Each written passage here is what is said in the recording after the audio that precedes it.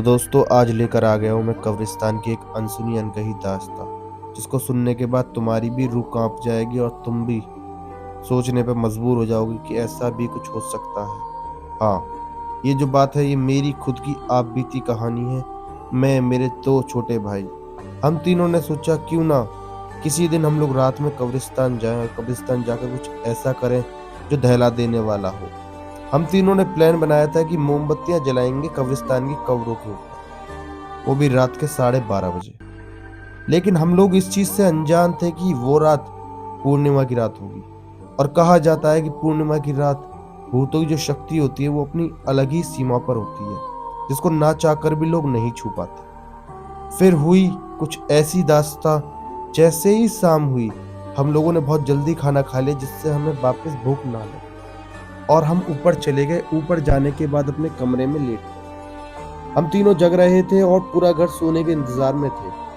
जैसे ही हमें लगा कि पूरे घर की आंख लग चुकी है, हमने अपना प्लान स्टार्ट किया और चुपचाप हम लोग उठने लगे।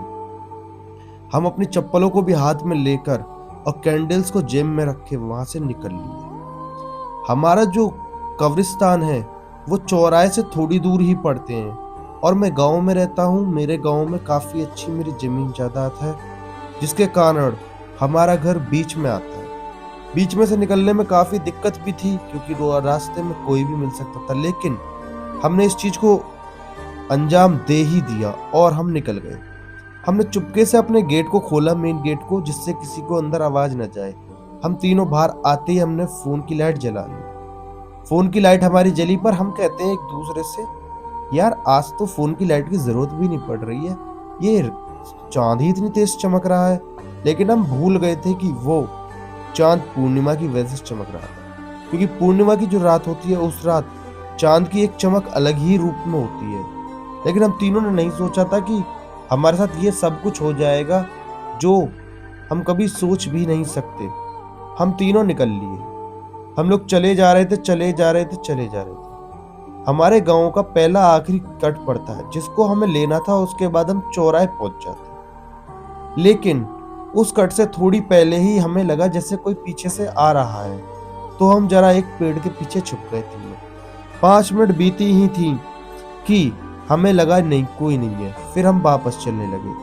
थोड़ी सी ही आगे गए, जैसे ही हम चौराहे पहुंचे, असली कांड तो हमारे साथ तभी हो चुका था।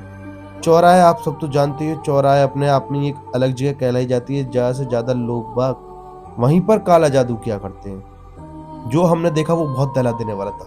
वहां पर चूड़ियां पड़ी थी, नींबू पड़े थे और कुछ सिंदूर टाइप का पड़ा था, बट हमने उस चीज को इग्नोर किया और हम चौराहे से आगे बढ़ने लगे।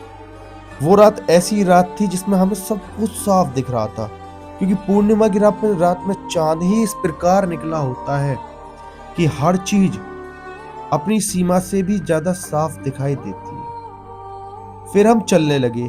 थोड़ी आगे जाकर ही हमारा एक खेत था जिसमें कि चाचा ने मूंगफली की हुई थी। तो मैं कहता हूँ कि चल मूंगफली उखाड़ के लेकर आऊं। तो मेरा छोटा भाई कहता है, अरे भैया मूंगफली छोड़ो, जिस काम के लिए आए वो काम कर लेते। मैंने कहा ठीक है, चल वो काम कर लेते हैं। तो हम कब्रिस्तान पहुंचते हैं और कब्रिस्तान में जैसे ही हम एंटर करते हैं, जो हमने देखा वो दहला देने वाला था।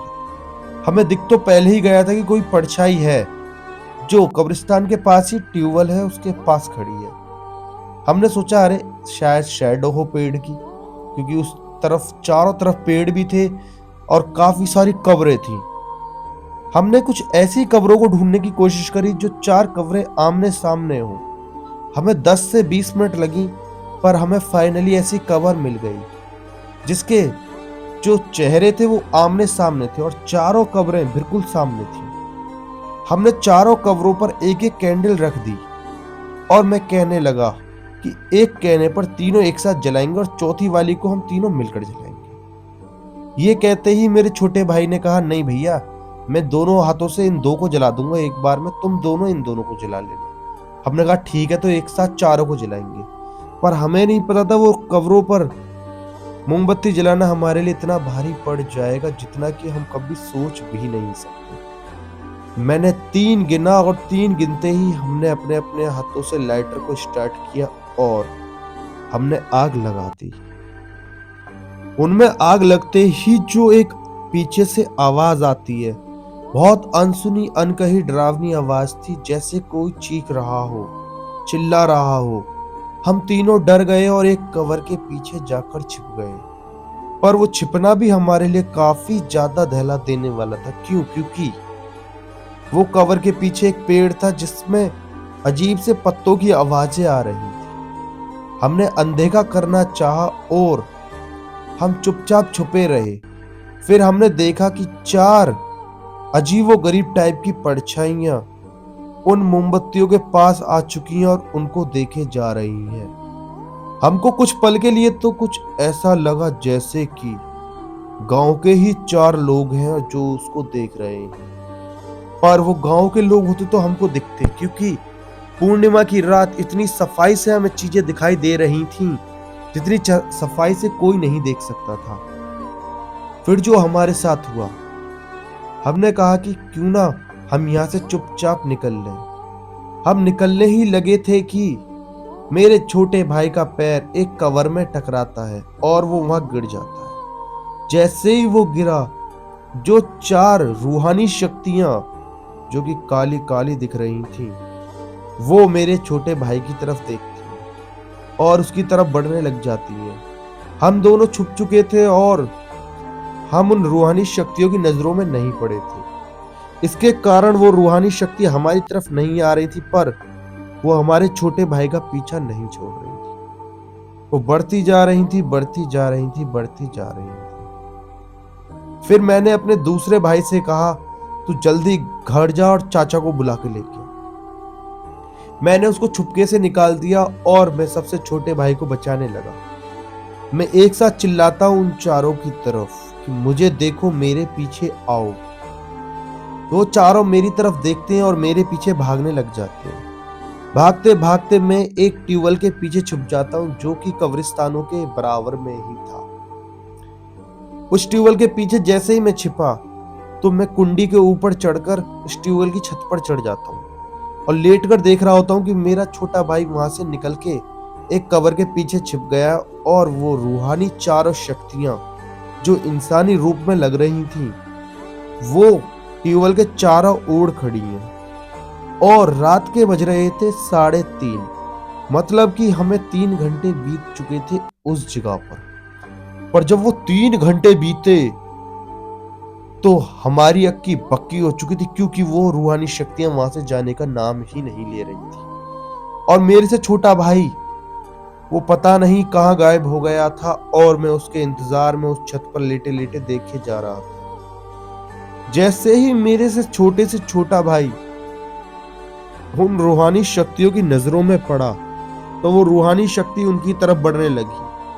मुझे कोई आइडिया नहीं लगा, तो मैंने सोचा कि क्यों ना करके इनको अपने पीछे वापस बुलाया जाए, वरना ये मेरे सबसे छोटे भाई को मार देंगे। इसके चलते हुए मैंने फिर से उनको आवाज मारी। उन्होंने मुझे छत पर देख लिया और वो मेरे छोटे भाई को छोड़ के मेरी तरफ आने लगे। जैसे वो धीमे धीमे मेरी तरफ चल रहे थे, मैं छत पर लेटा हुआ अपने आप को छुपाने की कोशिश कर रहा था। तुरंत ही पीछे से एक मसाल जलती हुई दिखती है और वो मसाल मेरे चाचा की थी, मतलब मेरे से छोटा भाई वो चाचा को लेकर आ गया था और चाचा ने रूहानी शक्तियों की तरफ मसाल करी, तो वो एक झटके में गायब हो गई और उसके बाद वो कभी नहीं दिखी। चाचा ने हमें बहुत डांटा, बहुत सुनाया और मेरे सबसे छोटे वाले भाई को तो बहुत मारा भी। उसके बाद आज का दिन है और एक वो दिन था, मैं कभी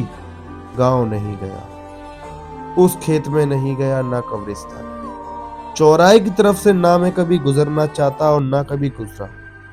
आई होप आप लोगों को कहानी पसंद आ गई होगी, तो मैं लेकर आता हूँ एक और नई कहानी बहुत जल्दी। इसके साथ मेरे चैनल को सब्सक्राइब कर लीजिए और अगर कोई कहानी आपके पास है तो बस कमेंट करिए, मैं आपकी कहानी को भी यहाँ दर्शाऊंगा। और मिलते